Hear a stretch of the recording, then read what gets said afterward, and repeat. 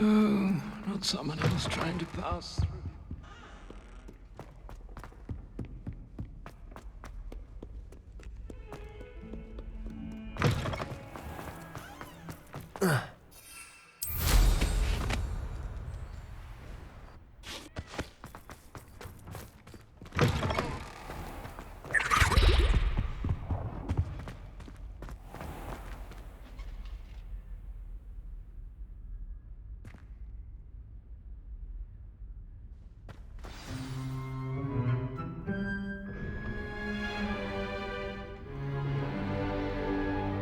In today's lesson, we will cover a truly thrilling event.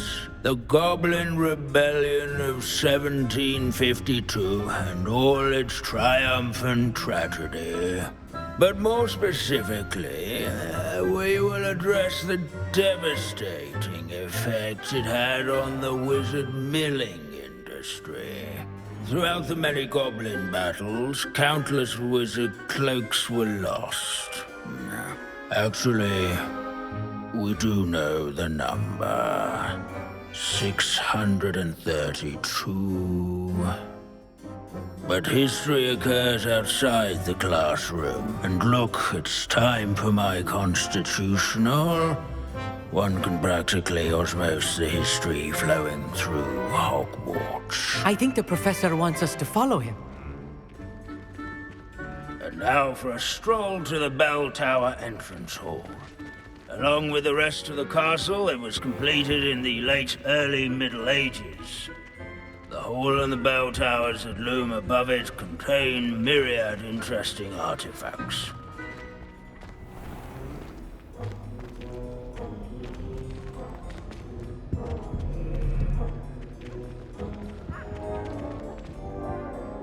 Good to see you again. Recovered from that nasty bout of dragon pox, have we? That wasn't me, Professor. I'm new here. Are you? Well then, welcome. No doubt you're eagerly anticipating my analysis of various wizarding councils, codes, statutes, and of course, goblin rebellions. Not all goblins are rebellious. Some venture into wizarding politics, such as Eargit the Ugly. Some are talented artisans, such as Bragbor the Boastful.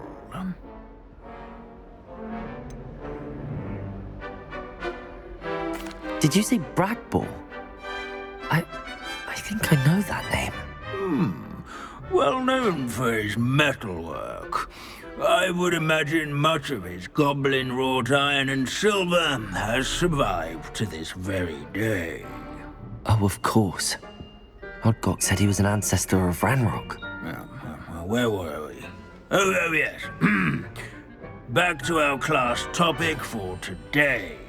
Grimbold Weft. Another notable historical figure. He's right nearby. Revelio. Curious students can find him on display here in the bell tower entrance hall. All students introduce themselves to this hero.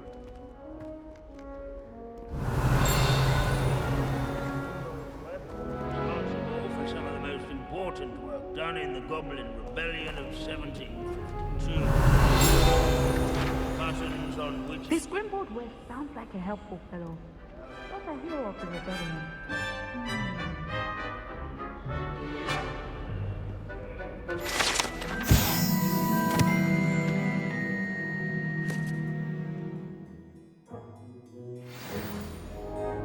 Oh yes, I see you found Grimbold Weft. Yes, I rather enjoyed seeking him out. The thrill of the scholarly pursuit. I know the feeling quite well. Now, let's turn our attention to the agreeability and general good nature of Sir Aphbuttle. He's also nearby. See what you can learn from him for your next assignment.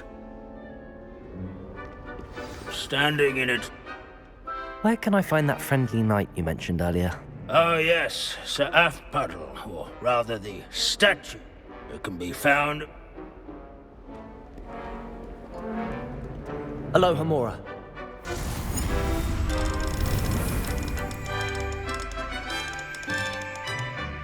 His fame was not won by vanquishing foes in single combat, nor by slaying bloodthirsty dragons, rather in training yards and skeletons, by his warm and approachable demeanor, celebrated by old friends and newcomers alike. Revelio. Encourage everyone to make the waving statue's acquaintance. Hogwarts is impervious to the inexorable march of time. Perhaps that is why I admire it so. Wagadu's history is, well, a bit different than that of Hogwarts, to say the least. Our students often... These bits abandoning class to wander the halls is in keeping with Professor... Sir Skagglethorpe the Heedless once challenged a mountain troll to a game of musical chairs. Care to guess who won? Leave it to Binns to make the most interesting school in the world seem dull. If you fail History of Magic, you're doomed to repeat it. The class, that is.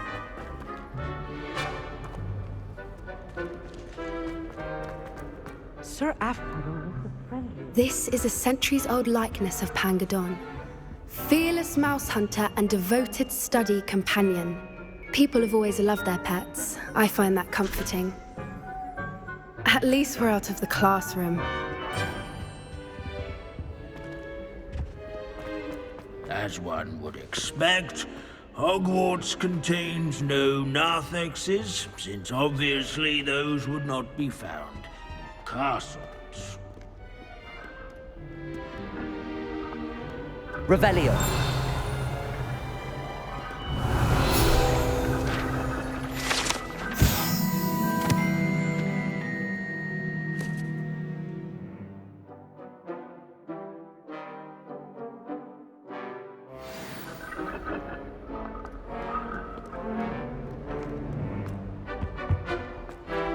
There's nothing quite so... Professor Binns, I found the statue of Sir Afpuddle. Ah, well done. Alas, Sir Afpuddle's affability was his undoing. Died instantly trying to befriend a basilisk. Eye contact is not always to be encouraged. So beloved was he that even some goblins mourned his passing. Of course, that did not bode well with the rest of the goblins, most of whom could not abide mourning the loss of a wizard. Pity goblins and wizards can't get along. True, but imagine how dull my lectures would be without goblin rebellions to discuss. History does tend to repeat. It is a series of patterns, a thought both comforting and disconcerting. The wise student, such as yourself, will learn from it.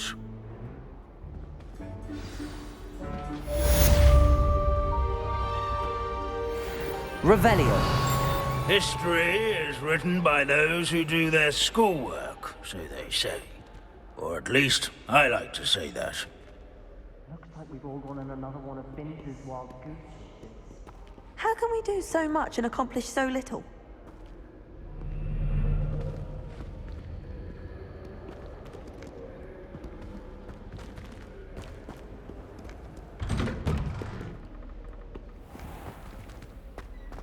Revelio.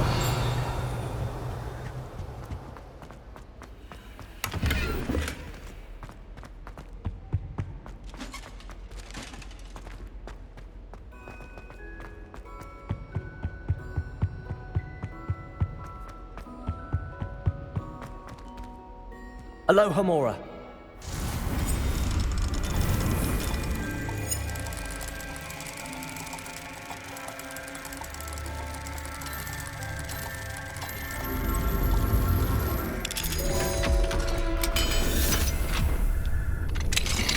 What do we have here? A demiguise.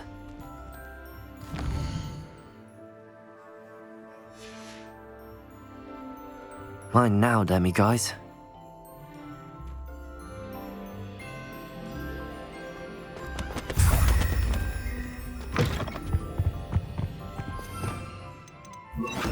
Depulso!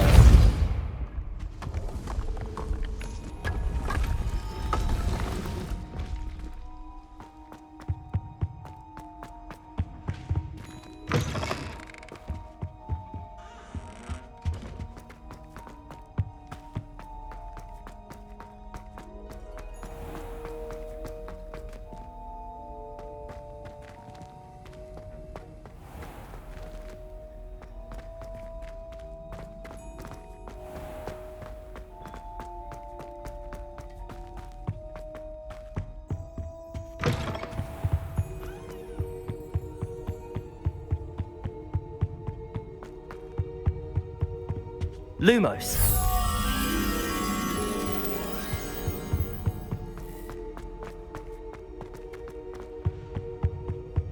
Revelio.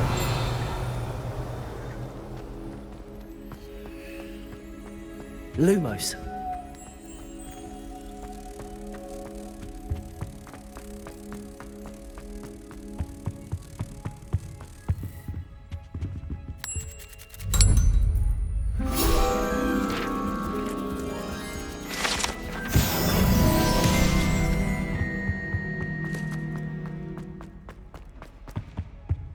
Revelio.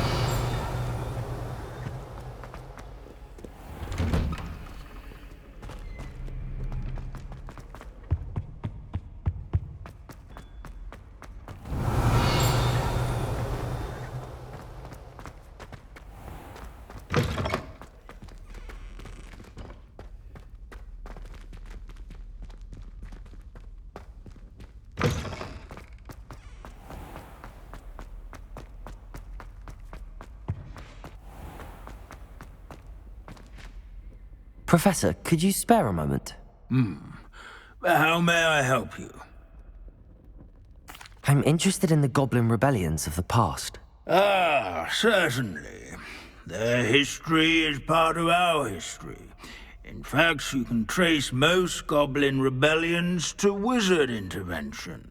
More specifically, the laws governing wands and who may legally possess them. The Goblin Rebellion of 1612, for example, arose from Goblin frustration over lack of representation on the Wizengamot. It became a terrible, blood-soaked affair. Take heart, though. Our current peace and prosperity shows that violence can be transitory. But Hogsmeade was just attacked, Professor. If I'm not mistaken, and I rarely am, one of the 18th century's rebellions was led by Urg the Unclean. He had been dunked in a pond publicly by a group of young wizards, if you can imagine that. Another rebellion in 1752... The rebellion was so badly mishandled that Minister for Magic Albert Boot was forced to resign. That being said, his replacement, one Basil Flack, lasted mere weeks. Best sort of vindication, if you ask my opinion. Please go on. 2 months into Flack's tenure, bad went to worse when the werewolves allied with the goblins. Quite smartly, Flack resigned rather than deal with their combined forces. Minister Flack was succeeded by one Hephaestus Gore, who quickly quashed the Jewel uprisings with his signature brutality. It is worth noting that many historians believe this punitive response led to even more werewolf conflict. You have noted all of this, have you not? Oh yes, Professor. Please continue. Continue? I take it your thirst for knowledge has yet to be quenched. If you would be so kind, Professor Binns. I rarely find an audience, captive or otherwise, eager to engage in such historical minutiae. I find your lectures quite engaging, sir. Thank you for sharing your vast knowledge. My sincere pleasure. Now, I do believe I should be preparing for my next class. Good day to you.